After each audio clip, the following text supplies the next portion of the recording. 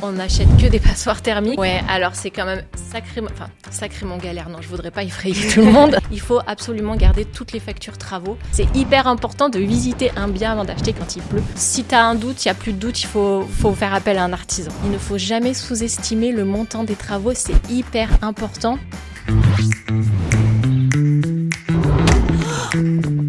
Parole d'expert. Bonjour à tous et bienvenue pour ce premier épisode de Parole d'expert.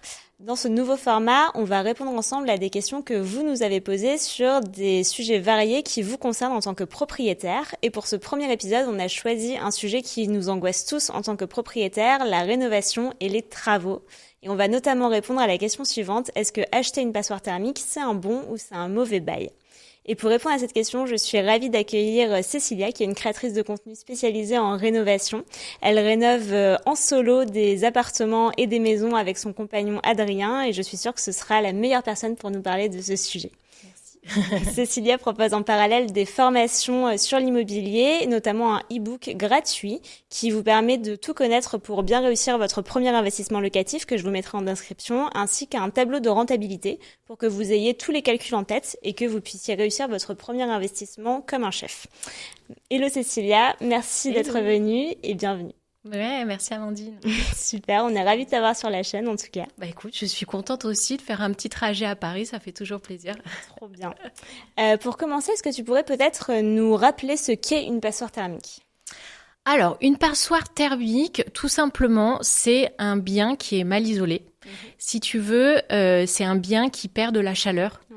Donc, finalement, quand tu as besoin, par exemple, de chauffer une pièce ou de la refroidir, eh bien, tu surconsommes quand tu vis dans une passoire thermique. Et ce sont des biens, en général, où, tu vois, c'est la chaleur qui sort soit des murs, soit de la toiture, soit des menuiseries. Et ces biens-là, ils sont classés dans le DPE, dans le diagnostic de performance énergétique, ils sont classés en F et G.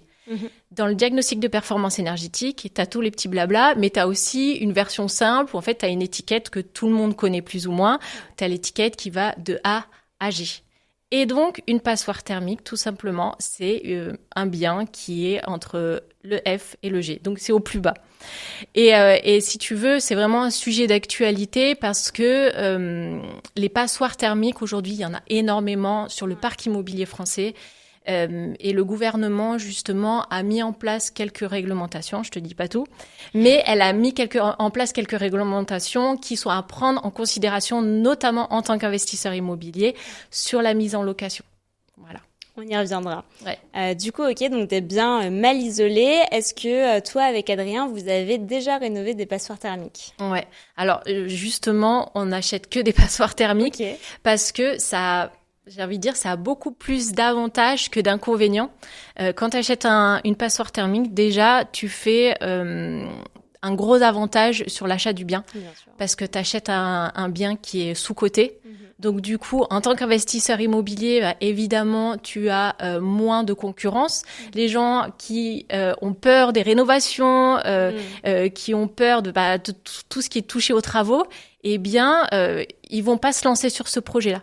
Donc, du coup, ça fait un peu moins de monde pour proposer une offre. Et en plus de cela, ça permet aussi de pouvoir négocier. Ouais, bien sûr. Quand on négocie, eh bien, on peut augmenter la rentabilité. Il y a aussi d'autres avantages comme la défiscalisation. On peut facilement défiscaliser quand on fait des travaux. Plus il y a des travaux, plus on défiscalise, moins on paye d'impôts. Donc forcément, c'est un gros avantage. Et puis notamment toujours sur le côté investisseur immobilier, quand tu loues un bien en courte durée, c'est toi qui payes ta facture d'électricité. Ouais, bien sûr. Donc, quand tu fais des travaux énergétiques, forcément que tu t'y retrouves parce que du coup, tu vas payer ta facture d'électricité moins cher. Et dans le sens inverse, pour les locataires, quand tu loues en longue durée, eh bien, c'est le locataire qui va s'y retrouver. Et quand tu as un locataire qui paye pas des sommes exorbitantes de factures d'électricité, c'est un locataire qui se sent bien, c'est un locataire qui veut rester et c'est bon aussi pour nous. Ouais, bien sûr. Parce que c'est moins de tracas. Trop bien. Ouais. Donc, et est-ce que dans la rénovation en tant que telle du logement, vous avez eu quelques galères? Enfin, comment ça se passe concrètement, la rénovation d'une passoire thermique? J'imagine qu'il doit y avoir énormément de choses à faire. Ouais, alors c'est quand même sacrément galère. Non, je voudrais pas effrayer tout le monde. Mais sur la partie rénovation énergétique, il va falloir prendre en compte plusieurs aspects. Et c'est justement la question qu'on nous pose quand même assez régulièrement sur Instagram, c'est quels sont les travaux à effectuer pour améliorer la performance énergétique. Et d'ailleurs, la réponse est tout le temps, elle est universelle avec moi, c'est regarder le DPE. D'accord. C'est vraiment aussi bête et méchant, mais faut regarder absolument le diagnostic de performance énergétique. Il y a tout expliqué à l'intérieur. Quand tu achètes un bien ou que tu veux louer un bien à un bailleur, il est obligé de te transmettre le DPE. Même s'il est vierge, normalement, on est obligé de transmettre le DPE.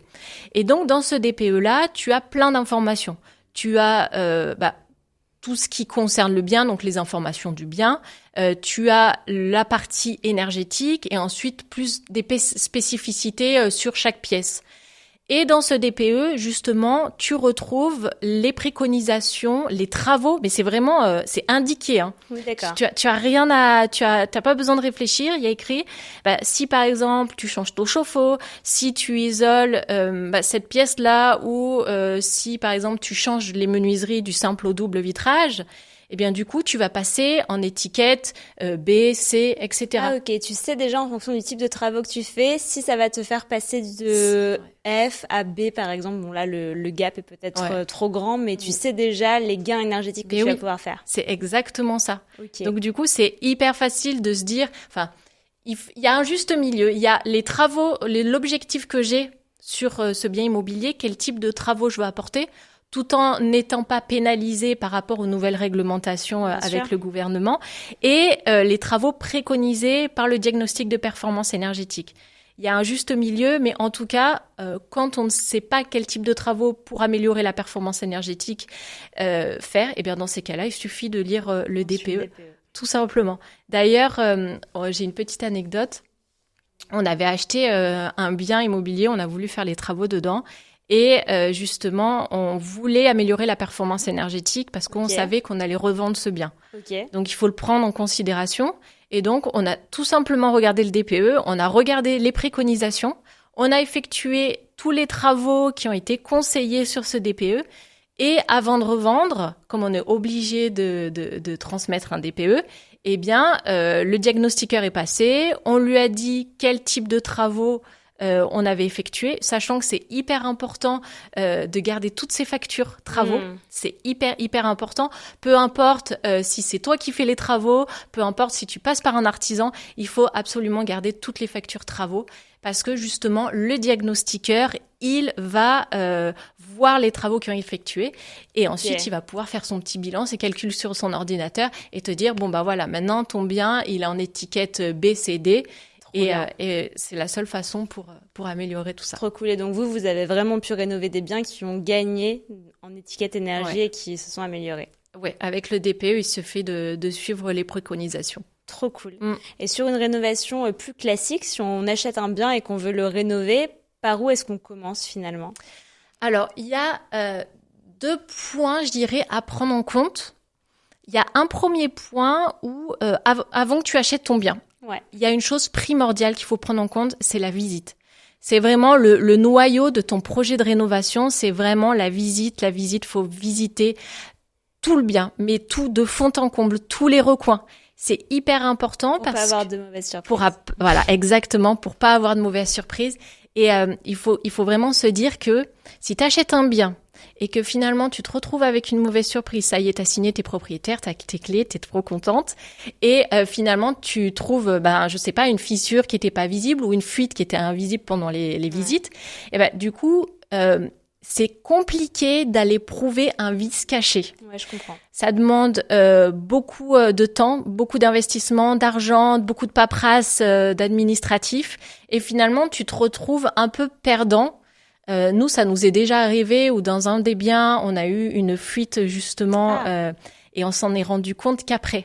Et ça, c'est vraiment un problème parce que malheureusement, on a visité le bien quand il pleuvait pas. Ah oui. On l'a visité plusieurs fois, mais quand il pleuvait pas, et c'est hyper important de visiter un bien avant d'acheter quand il pleut, parce que c'est là que tu te rends compte quand il y a les fuites. Hyper bon conseil. Mais ouais, mais carrément, on n'y pense pas à l'instant T, et puis finalement, tu te dis non mais oui, c'est évident qu'au bout d'un moment, il va pleuvoir. Et donc justement, quand on a découvert la toiture, on s'est rendu compte qu'il y avait la fuite. Et là, pour aller justifier, il y avait des procédures longues, etc. Donc, c'est vraiment important de regarder tout le bien dans son ensemble, quitte à faire appel à un artisan, au moins juste pour le devis, pour qu'il intervienne et qu'il voit ce qui va pas. Vraiment, si tu as un doute, il y a plus de doute, il faut faire appel à un artisan. Okay. C'est hyper important. Super conseil. Et ensuite, dans un deuxième temps, une fois que tu as, si tu as déjà ton bien ou une fois que tu l'as acheté, là, il va falloir regarder le montant exact des travaux. Normalement, tu es censé l'avoir déjà vu en amont, mais là, il faut vraiment peaufiner, il faut que ce soit clair et exact. Sachant qu'il ne faut jamais sous-estimer le montant des travaux, c'est hyper important parce que le prix des matériaux a augmenté, parce que on pense jamais quand on prend son parquet qu'il y a des plaintes à acheter aussi. Sûr. Et quand on achète des plaintes, ça a aussi un coût.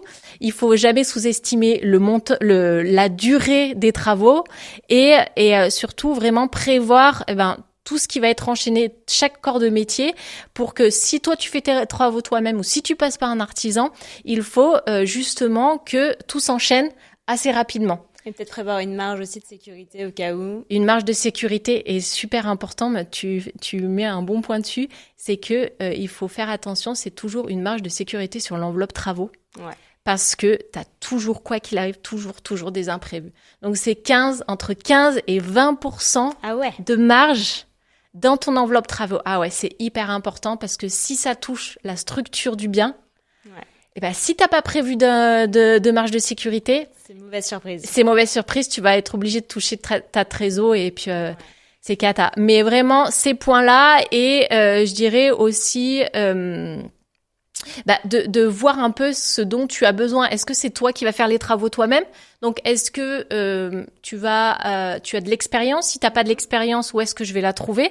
Est-ce que je vais demander à des amis de m'aider? Est-ce que je vais chercher des tutos, des conseils? Est-ce que je vais demander à des artisans, etc. Et enfin, un dernier point, c'est vraiment, si tu fais les travaux toi-même, avoir le matériel nécessaire, c'est hyper important. Investir au début. Ouais. Si t'as pas le matériel nécessaire, au début, tu dis, oh, allez, c'est bon, c'est pas grave, on verra bien. Et puis finalement, quand tu commences à rénover, que c'est pas les bons matériaux, les bons outils, et finalement, tu commences à faire un truc et ça va pas du tout. Donc, t'es obligé de refaire, ça te fait perdre du temps, perdre de l'argent. Et c'est même pas sûr que l'artisan va y repasser derrière toi si tu veux plus t'embêter. Donc, c'est vraiment important de tout planifier en amont et vraiment de tout vérifier avant d'acheter ou avant de rénover. Trop bien. Et avec Adrien, il me semble que vous avez aussi rénové des biens de façon un peu atypique, notamment, je crois me rappeler d'un bien que vous avez transformé en jungle en face du Mont-Saint-Michel. Ouais. Comment vous avez eu ce type d'idée ? En fait, si tu veux, nous, ce qu'on cherche dans nos investissements immobiliers, c'est la rentabilité. Okay. On est investisseur, donc évidemment qu'on cherche la rentabilité, il faut la chercher quelque part. Ouais. Ça peut passer par plein de choses. Ça peut passer par de la division, ça peut passer par du rehaussement, de l'agrandissement. Ça peut passer par plein de choses. Mais un des points importants aussi et que tout le monde connaît, c'est la location courte durée. Et donc, quand tu effectues tes calculs de rentabilité, quand tu fais ta rentabilité nette et que tu as pris en compte toutes tes charges, toutes tes dépenses et que tu as tes loyers qui tombent, normalement, tu es censé être en bénéfice si tu as fait un bon investissement. Et donc, cette location courte durée, justement, elle te permet d'optimiser au maximum ton investissement immobilier en courte durée. Sachant que... si tu veux, il y a beaucoup de Airbnb dans le coin, en France, enfin partout dans le monde. Et au bout d'un moment, si tu as envie de louer, si tu as envie d'avoir du monde, il faut se démarquer quoi qu'il arrive. Ouais, et se démarquer, ça passe par quoi ? Ça passe par l'atypique, ça passe par des logements à thème. Et ça marche super bien parce que on est dans un contexte actuel où... beaucoup de gens ne peuvent plus se permettre de partir à l'étranger, de faire des voyages à l'autre bout du monde. Donc, qu'est-ce que les gens préfèrent ? C'est dépenser moins sur le transport, rester un peu plus dans les alentours, voyager en France, mais par contre, miser plus sur l'expérience.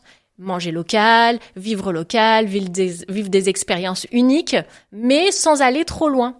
Et donc, proposer des expériences atypiques, justement, c'est une bonne alternative parce qu'il y a justement cette cible-là qui cherche à des locations à thème. Donc, nous, on a créé une jungle room où vraiment tout a été conçu pour comme si tu arrivais dans une jungle, tout simplement. T'as les effets sonores quand tu rentres, t'as le bruit des singes dans le couloir, t'as tout le décor justement, effet jungle, t'as vraiment tous les sens qui sont utilisés pour vraiment être immergé dans la jungle. Et ça passe par la rénovation, évidemment.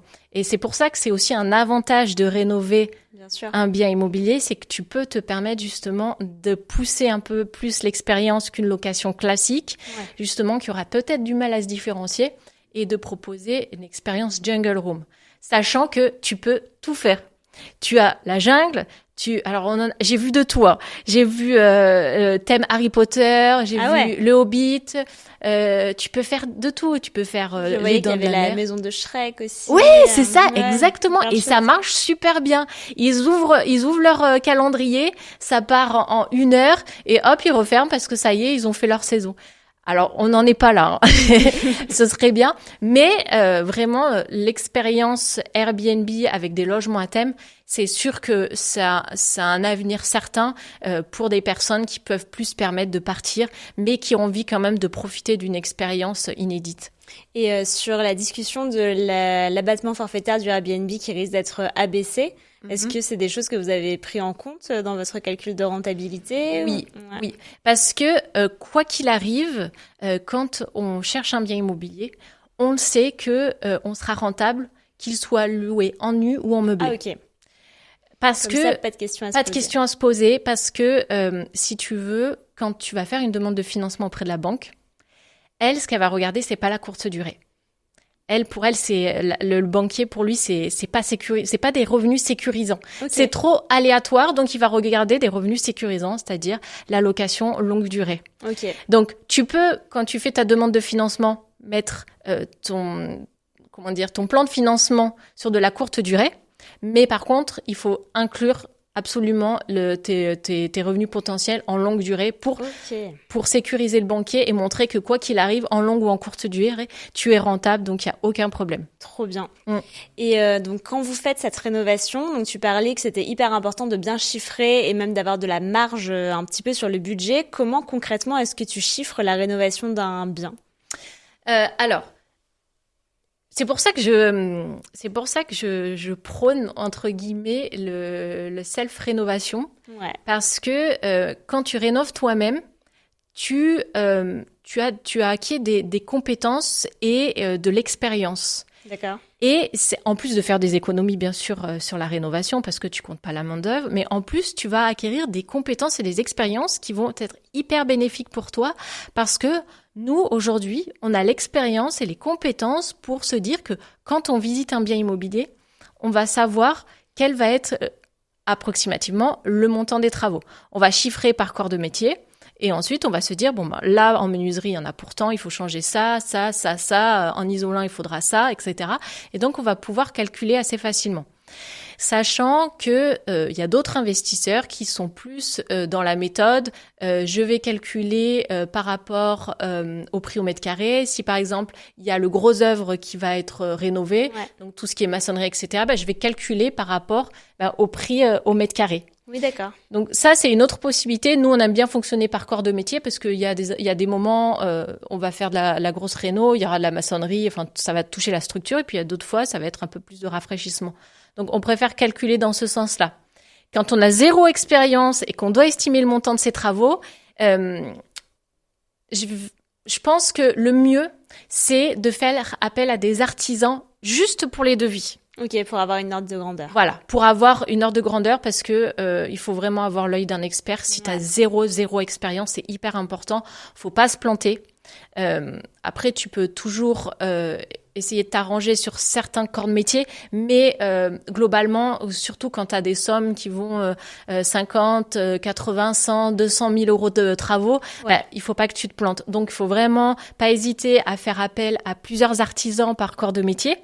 Et puis après, comme ça, tu peux jauger, tu peux comparer un peu. Ouais, carrément. Et puis, tu vois ce qui est le mieux. Et puis, même toi, ça te permet un peu, tu vois, d'avoir l'œil un peu plus aguerri, de comprendre un peu comment ça se passe. Nous, au début, ce qu'on faisait aussi, en plus de faire appel à des artisans pour les devis, je sais qu'on utilisait un site internet, alors vraiment à utiliser avec des pincettes, parce que c'est vraiment du dégrossi, c'est vraiment la base. Ouais. Après, il faudra, quoi qu'il arrive, faire passer un artisan pour valider tout ça. Mais je sais qu'au tout début, j'utilisais le site internet Easymobilier, estimation de travaux. Ok. Et ça me permet à peu près de savoir par corps de métier. Avoir une fourchette. Ouais, voilà. Mais une très grosse fourchette et vraiment... À confirmer avec des artisans. Ouais, c'est ça. Vraiment faire très attention. Sur cette partie estimation de travaux, il faut vraiment faire attention et se dire que quoi qu'il arrive, l'expérience, c'est ce qui va pouvoir te permettre d'estimer plus rapidement le montant de tes travaux. Sachant que c'est pour ça, encore une fois, que je parle de self-rénovation, mais c'est un vrai avantage concurrentiel. Ouais, bien sûr. Quand tu as de l'expérience et quand tu rénoves toi-même, parce que tu vois, je te donne un exemple. Ça nous est déjà arrivé plusieurs fois, mais quand vous êtes plusieurs sur un bien immobilier, que tu as envie justement de faire une offre, et puis qu'à côté de toi, tu as des particuliers qui n'ont pas d'expérience en rénovation, ou des investisseurs qui n'ont pas forcément d'expérience en rénovation et sur l'estimation des travaux, eh bien toi, le fait que tu aies de l'expérience, pendant que les autres, eux, ils vont faire appel à des artisans pour, eh bien justement, prendre rendez-vous, pour voir avec les artisans ce qu'il faut faire, pour attendre le devis. Parfois, ça peut prendre plusieurs jours, voire plusieurs semaines. Toi, à côté de ça, tu fais tes calculs. Tu fais ton offre. Ah ouais. Et tu fais ton offre pendant que les autres, ils attendent les artisans. Toi, tu peux déjà faire ton offre. Donc, du coup, tu te positionnes très rapidement. Et donc, c'est un sacré avantage. Tu as plus de chances de l'avoir. C'est ça, exactement. Trop bien. Et pour ceux peut-être qui seraient quand même effrayés de faire de la self-rénovation, ce serait quoi un peu tes astuces pour choisir les bons prestataires? Parce que c'est hyper compliqué de trouver des bons prestats, surtout quand on n'y connaît rien du tout. Enfin, qu'est-ce qu'il faut avoir en tête? Qu'est-ce qu'il faut faire? Par quoi on commence? Alors, il n'y a pas de baguette magique. Il n'y a pas de baguette magique. Il n'y a pas de recette miracle pour trouver les meilleurs prestataires, les meilleurs artisans. Il y a plusieurs petits tips à prendre en compte. Tout d'abord, je te conseille déjà de voir un peu ce qui se fait au bouche à oreille. Okay. Est-ce que tu as déjà entendu quelqu'un qui a dit que cet artisan, il travaillait super bien, celui-ci, il y a des bons retours, est-ce que celui-ci, t'as du mal à prendre rendez-vous parce que justement, il est overbooké? Ouais. En général, c'est une bonne nouvelle. Bon ouais, c'est une bonne nouvelle quand il est overbooké, ça veut dire qu'il y a de la demande et qu'on veut le solliciter. Ensuite, ce que je préconise aussi, c'est justement faire intervenir plusieurs artisans pour comparer. Si tu vois qu'il y a des devis, on va dire d'une extrémité à un autre au niveau des tarifs, c'est que il y a quelque chose qui va pas. Donc, mais si par exemple tu as des devis qui sont à peu près similaires au niveau des tarifs, tu sais que ça corrèle un peu mieux et que c'est pas déconnant et que l'artisan il sait ce qu'il fait, il sait de quoi il parle. Ensuite, ce que je conseille aussi, c'est s'il y a la possibilité sur le chantier d'aller s'y rendre sur un des chantiers que l'artisan a déjà réalisé. Ah ok, ouais, pour voir comment il travaille. Pour voir comment il travaille. Si ça ne dérange pas l'artisan, si tu vois qu'il est assez ouvert d'esprit et que c'est ok pour lui, surtout ne pas hésiter à lui dire est-ce que je peux aller voir un des chantiers que vous avez livré? Juste pour voir. Après, pas forcément. Le but c'est pas non plus de l'épier. Ouais, voilà. Mais tu vois, tu peux juste lui dire, écoutez, j'hésite entre certains matériaux et certains matériaux. Est-ce que je peux aller voir le chantier que vous avez fait? Comme ça, je peux comparer. Et puis à côté de ça, tu regardes s'il a bien fait ses joints. Ouais, tu vois. Et non, mais c'est hyper important. Et il y a un gros point aussi que je voulais te dire parce que c'est une chose qu'il faut réellement prendre en compte, et il y a beaucoup de gens qui se sont plantés et qui se sont retrouvés dans la mouise à cause de ça, c'est la décennale. Okay. C'est super important quand tu fais appel à un artisan, avant de signer quoi que ce soit, avant de signer un devis, de regarder si l'artisan a une décennale. Une décennale, en fait, c'est la bonne conformité des travaux. S'il y a des dommages pendant 10 ans, tu es assuré de ces dommages pendant 10 ans. Ouais, tu peux lever des réserves, ça, et activer cette garantie-là. Voilà, exactement. Donc, c'est hyper, hyper important d'avoir la décennale. En général, tu la retrouves sur le devis. Ok. Voilà, il doit y avoir écrit le nom de l'entreprise, le nom de l'assureur avec un numéro. Ce que tu as à faire, c'est juste appeler l'assureur, lui donner le numéro, et ensuite il va te dire ok, il est assuré ou non, il n'est pas assuré. S'il n'est pas assuré, tu t'en vas. Tu prends tes jambes à ton cou et tu t'en vas. Et s'il est assuré, très bien, il faut juste vérifier s'il est assuré dans la rénovation que tu vas lui demander de faire. Oui, d'accord. Pour être sûr quand même. Et ça, c'est le plus important. Et un dernier point, c'est hyper important aussi, l'acompte. Quand tu vas verser un acompte, en général, ils vont te demander entre 30 et 40% d'acompte. Ouais. C'est pas déconnant, c'est normal parce qu'ils ont besoin d'acheter leurs matériaux pour pouvoir commencer. Si on te demande au-delà de 40% d'acompte, il va falloir que tu commences à te poser des questions. Parce que si l'artisan, il a pas assez de trésor pour pouvoir avancer l'achat des matériaux, tu peux te retrouver embêté. Ouais, voilà. Et surtout, refuser de payer comptant, de payer tout d'un coup. Parce que là, si finalement l'artisan il décide de déserter le chantier, si l'entreprise fait faillite, tu te retrouves pareil dans la mouise. Donc c'est hyper important. 30%, 40%, c'est ok. Et puis ensuite tu payes une autre moitié s'il a encore besoin d'acheter des matériaux. Et ensuite à la livraison du chantier, uniquement à la livraison, quand tu as bien vérifié que tout est bien fait et que c'est ok, là tu peux payer le final de ton devis. Trop intéressant. Et peut-être est-ce qu'avec Adrien, vous avez fait plein de rénovations, je sais pas combien, mais j'imagine une dizaine, voire même une vingtaine. Est-ce que vous avez fait des erreurs? J'imagine que oui. Quelles étaient ces grandes erreurs-là et quel conseil tu pourrais donner pour éviter à des gens qui pourraient nous écouter de les refaire?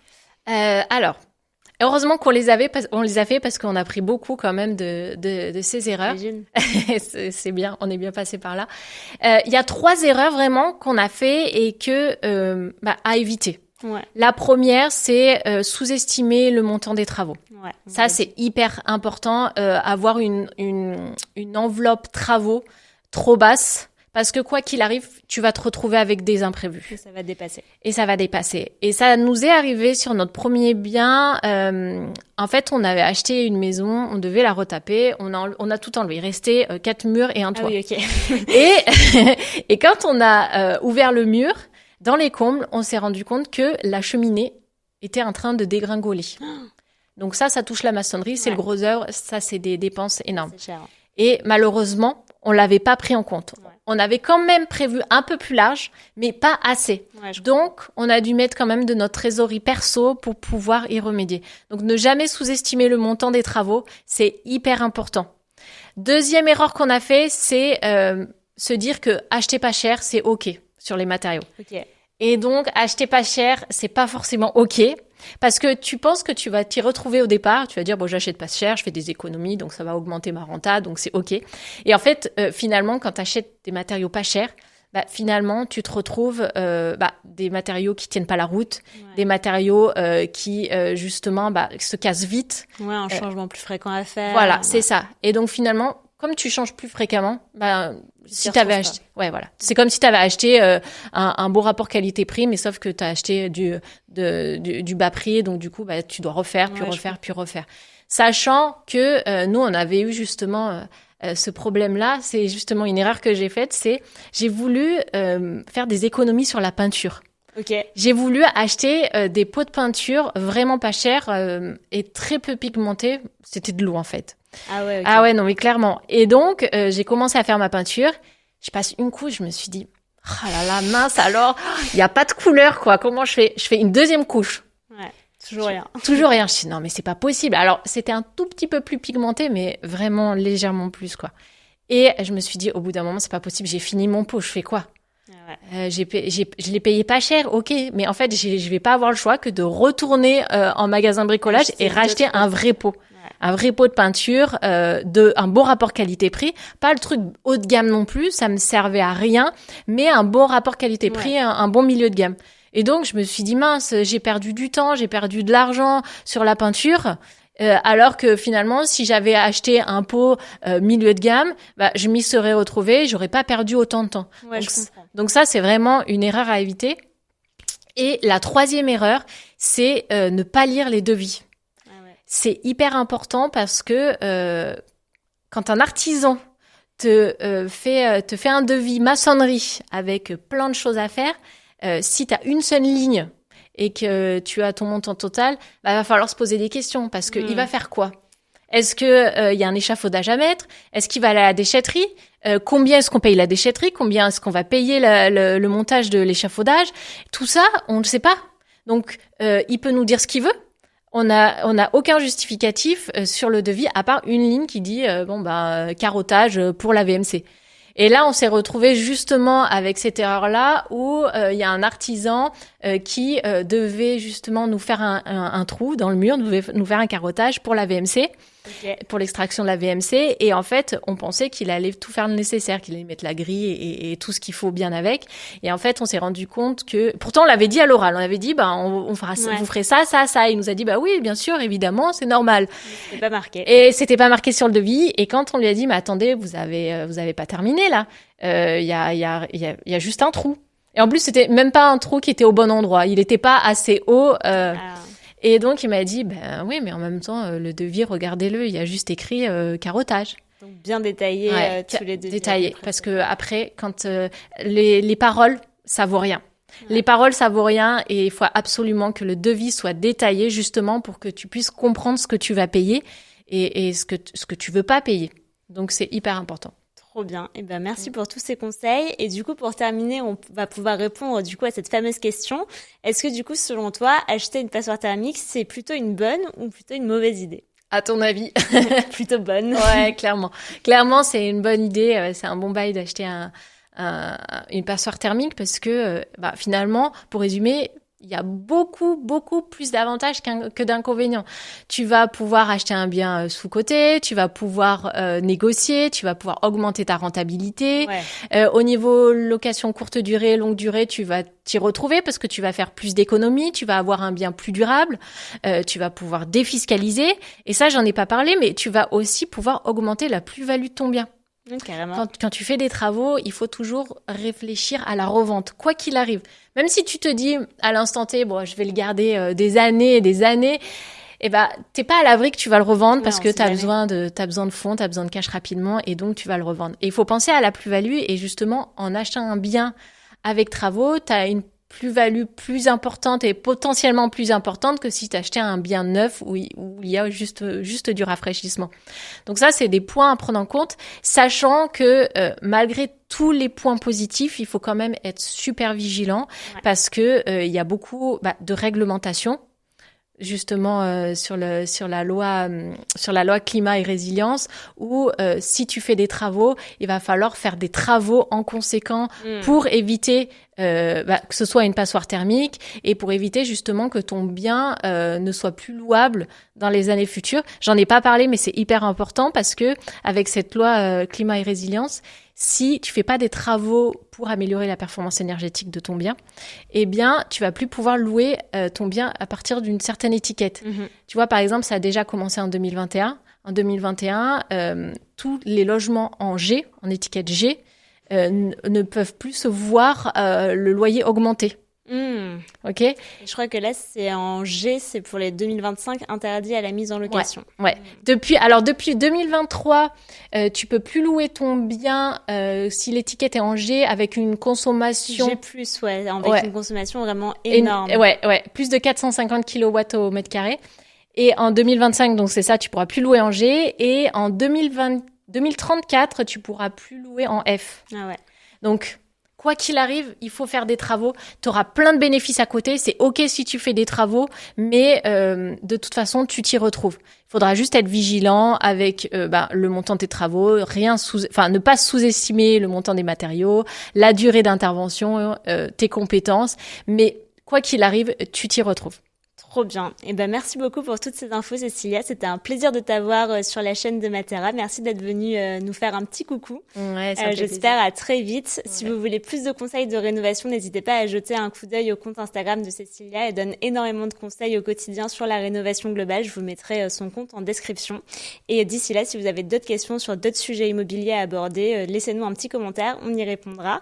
Merci beaucoup et je vous dis à très bientôt. Merci Amandine. À plus. Salut.